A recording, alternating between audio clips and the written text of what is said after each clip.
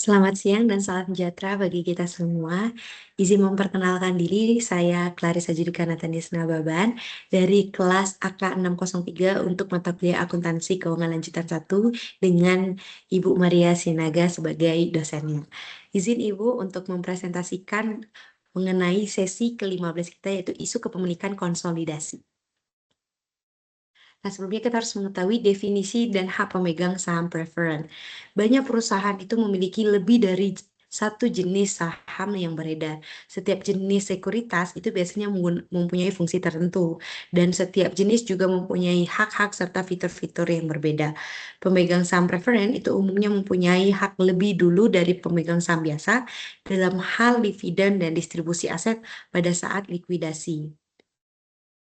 Pemegang saham preferen itu biasanya tidak mempunyai hak untuk memilih atau hak suara, sehingga kepemilikan dalam saham preferen itu umumnya tidak menyebabkan timbulnya pengendalian, berapapun jumlah saham yang dimiliki.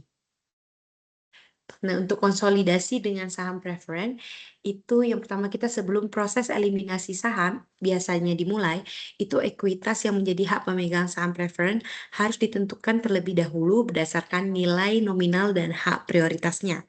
Lalu jika induk perusahaan itu memiliki sebagian dari saham preferen anak perusahaan, maka bagiannya atas saham preferen tersebut harus dieliminasi. Nah, lalu bagian saham preferen anak perusahaan yang tidak dimiliki oleh induk perusahaan itu dialokasikan ke kepentingan non-pengendali atau KNP. Untuk saham preferen anak perusahaan yang dimiliki oleh induk perusahaan. Kadang-kadang induk perusahaan itu juga memiliki saham preferen anak perusahaan selain dari investasinya pada saham biasa anak perusahaan. Karena saham preferen yang dimiliki oleh induk perusahaan itu berada di dalam entitas konsolidasi, maka saham preferen tersebut harus dieliminasi pada saat penyusunan laporan keuangan konsolidasi. Begitu pula dengan pendapatan dari saham preferen yang dicatat oleh induk perusahaan juga harus dieliminasi.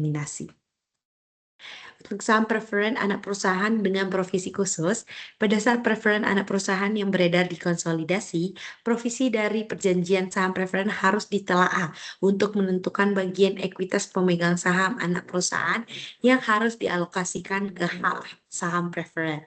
Provisi dividen kumulatif itu memberikan tingkat perlindungan tertentu untuk pemegang saham preferen dengan mengharuskan perusahaan membayar dividen saham preferen periode sekarang dan dividen periode sebelumnya yang belum dibayar. Sebelum itu perusahaan dapat membagikan dividen untuk pemegang saham biasa. Perubahan dalam kepemilikan induk perusahaan. Perubahan dalam tingkat kepemilikan dapat diakibatkan oleh tindakan induk perusahaan dan juga anak perusahaan. Induk perusahaan itu dapat mengubah rasio kepemilikannya dengan membeli atau menjual saham anak perusahaan melalui transaksi dengan pihak yang tidak terafiliasi. Nah, induk perusahaan itu dapat mengubah rasio kepemilikannya dengan membeli atau menjual saham anak perusahaan melalui transaksi dengan pihak yang tidak terafiliasi. Anak perusahaan dapat menyebabkan presentasi kepemilikan berubah dengan menjual tambahan saham atau membeli saham dari pihak yang tidak berafiliasi atau dengan melakukan transaksi saham langsung dengan induk perusahaan jika anak perusahaan tidak dimiliki penuh. Pembelian saham tambahan oleh induk perusahaan dari non-afiliasi. Induk perusahaan itu dapat membeli saham anak perusahaan pada beberapa titik waktu yang berbeda. Pada saat penyusunan laporan keuangan konsolidasi, itu biaya perolehan setiap pembelian saham dibandingkan dengan nilai buku saham pada tanggal pembelian, dan perbedaannya diperlakukan sebagai bagian dari diferensial pembelian yang akan dialokasikan. Nah, contoh soal pertama itu pembelian saham tambahan oleh induk dari non-afiliasi. Kasusnya adalah PT Marga Utama itu memiliki 80% saham PT Cipta Sejahtera. Pada 1 Juli 2022, ekuitas pada PT Cipta Sejahtera tercatat 1 miliar 100 juta. PT Marga Utama itu membeli tambahan 10% saham PT Cipta Sejahtera langsung dari pemegang saham non-afiliasi di pasar seharga 150 juta. Nah, dapat kita ketahui tadi harga beli 10% saham tambahannya itu sejumlah 150 juta, nilai buku 10% itu bisa 10% dari 1.100.000.000 itu 110 juta. Maka diferensial pembeliannya itu yang dialokasikan ke aset itu 40 juta. Setelah transaksi itu kepemilikan induk itu naik dari 80% menjadi 90% dan kepentingan pengendali turun dari 20% menjadi 10%. Diferensial itu dianalisis lebih lanjut sebagai aset anak yang dinilai terlalu rendah atau undervalued atau goodwill tambahan, bukan dicatat sebagai laba rugi. Nah, selanjutnya itu adalah penjualan saham anak perusahaan oleh induk ke non-afiliasi. Pengakuan keuntungan atau kerugian dalam laporan laba rugi konsolidasi atau penjualan saham anak perusahaan itu sementara induk perusahaannya itu tetap konsolidasi anak perusahaan tersebut itu terlihat dari tidak konsisten dengan konsep entitas ekonomi tunggal. Dari sudut pandang konsolidasi, saham anak perusahaan yang dijual menjadi bagian dari kepemilikan minoritas atau non-pengendali yang beredar pada saat saham tersebut dijual ke non-afiliasi. Jika tidak ada keuntungan atau kerugian yang diakui pada saat sebuah perusahaan tunggal itu menerbitkan saham, maka seharusnya tidak ada pula keuntungan atau kerugian yang diakui pada saat perusahaan dalam entitas konsolidasi menerbitkan saham.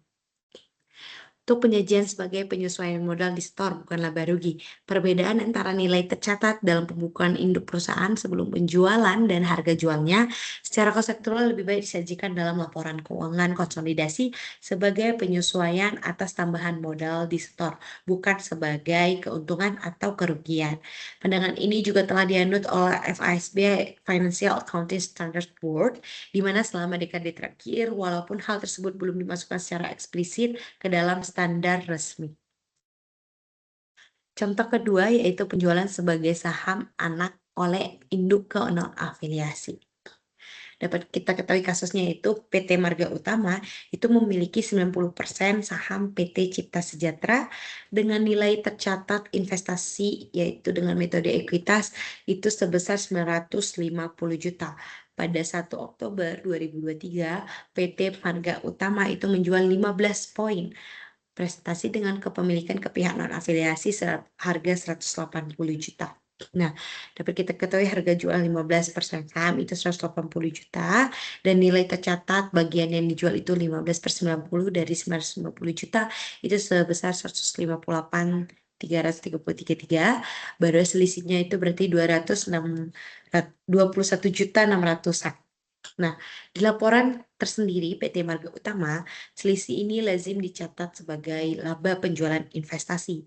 Namun di laporan konsolidasian itu karena pengendalian tidak hilang, misalnya 90% itu menjadi 75%, itu masih di atas 50%, itu selisih tersebut itu dicatat sebagai penyesuaian tambahan modal di store, bukan laba dan KNP itu disesuaikan naik.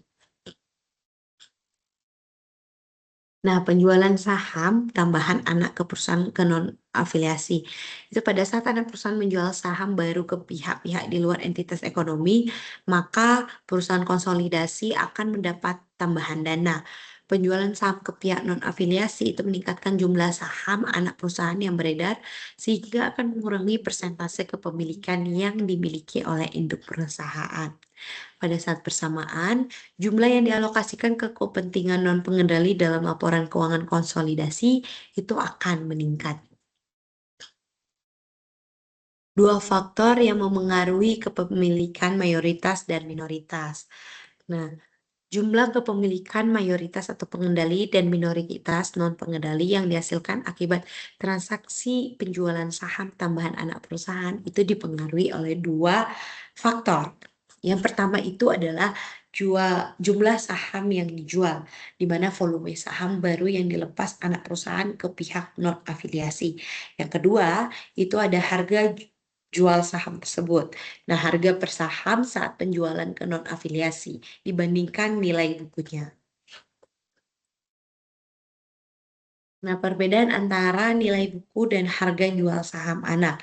Berdasarkan standar pelaporan yang berlaku, perubahan dalam nilai buku saham yang dimiliki oleh induk perusahaan dapat dilaporkan dalam laporan keuangan konsolidasi menggunakan salah satu dari dua cara berikut. Nah, yang cara pertama itu adalah penyesuaian ke modal di store atau tambahan modal di store atau additional paid in capital. Nah, cara kedua itu keuntungan atau kerugian yang diakui dalam laporan laba rugi konsolidasi. Setelah itu dia meskipun alasan untuk mendukung kedua alternatif di atas dapat ditemukan dalam literatur akuntansi, DSAK atau Dewan Standar Akuntansi Keuangan, itu telah merekomendasikan pendekatan tertentu untuk transaksi ini. Perolehan kembali saham atau treasury stock atau pengeluaran tambahan saham oleh anak perusahaan diperlukan sebagai transaksi ekuitas dan entitas konsolidasi tanpa menguntungan atau kerugian. Nah, sudut pandang konsolidasi itu perlakuan yang seragam. Dari sudut pandang konsolidasi, penjual saham perusahaan ke pihak non-afiliasi dan penjualan saham anak perusahaan oleh induk perusahaan adalah transaksi yang sama pada kedua transaksi. Entitas konsolidasi menjual saham ke kepentingan minoritas atau non-pengendali. Karena pihak-pihak dalam konsolidasi itu dianggap sebagai anggota dari entitas ekonomi tunggal, penjualan saham anak perusahaan ke kepentingan minoritas itu harus diperlakukan dengan cara yang sama tanpa melihat apakah induk perusahaan atau anak perusahaan yang menjual saham tersebut. Pengakuan keuntungan atau kerugian dari transaksi tersebut tidak sesuai karena dari sudut pandang entitas tunggal, penjualan saham ke pihak non-afiliasi oleh entitas konsolidasi adalah transaksi modal, bukan transaksi operasi. Nah, penjualan saham tambahan anak perusahaan ke induk perusahaan, pada saat induk perusahaan itu membeli saham langsung dari anak perusahaan dengan jumlah yang lebih besar dari nilai buku saham anak perusahaan yang beredar, diferensial diukur sebagai perbedaan antara harga yang dibayarkan dan peningkatan total nilai buku semua saham yang dimiliki induk perusahaan. Peningkatan nilai buku tersebut mencakup jumlah yang dialokasikan untuk saham yang baru dibeli dari anak perusahaan dan peningkatan atau penurunan nilai buku saham yang sebelumnya telah dimiliki induk perusahaan. Pembelian saham anak dari non-afiliasi. Kadangkala anak perusahaan membeli kembali saham atau treasury stock dari pemegang saham minoritas. Pemegang saham juga minoritas juga menyadari bahwa mereka hanya memiliki sedikit kesempatan untuk memberikan masukan atau aktivitas dan operasi anak perusahaan sehingga seringkali bersedia untuk menjual sahamnya. Induk perusahaan dapat lebih memilih untuk tidak melibatkan pemegang saham lain dan dapat memerintahkan anak perusahaan membeli kembali saham minoritas yang tersedia tersebut. Walaupun induk perusahaan itu bukan pihak yang terlibat langsung pada saat anak perusahaan membeli kembali saham dari pemegang saham minoritas, ekuitas induk perusahaan atas aset bersih anak perusahaan tetap dapat mengalami perubahan akibat transaksi tersebut. Jika hal ini terjadi, jumlah perubahan tersebut harus diakui dalam penyusunan laporan keuangan konsolidasi. Pembelian saham anak perusahaan dari induk perusahaan. Pada saat anak perusahaan itu mengakuisisi kembali sebagai sahamnya dari induk perusahaan itu mencatat keuntungan atau kerugian sebesar selisih antara harga jual dan perubahan dalam nilai tercatat investasinya. Namun dari sudut pandang konsolidasi, pada saat ada perusahaan mengakuisisi kembali sahamnya dari induk perusahaan, transaksi tersebut merupakan transfer internal dan tidak menimbulkan keuntungan atau kerugian. Sekian presentasi dari saya. Mohon maaf jika ada kesalahan kata dalam presentasi dan masih banyak kekurangan. Terima kasih untuk waktu dan perhatiannya. Terima kasih, Ibu.